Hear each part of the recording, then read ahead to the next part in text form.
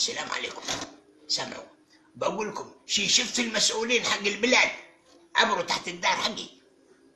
ما شفتوهم؟ طيب معنا.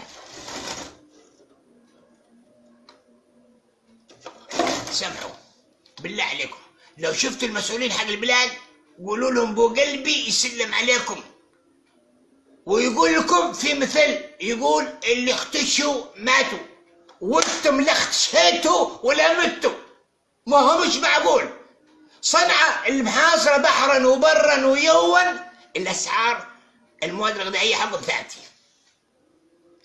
والدولار ثابت، ونحن كل يوم الاسعار في ارتفاع.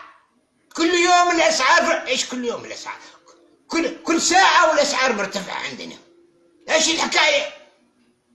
واخرتها الألف الدولار بمليون اللي ما تستحون.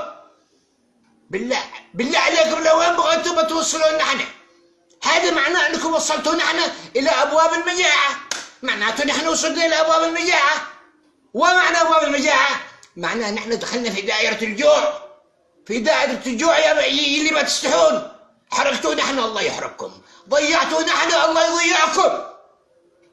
على فكرة أنا لقيت لكم امتحان للمسؤولين، وعارفين النتيجة وطلعت. لحظة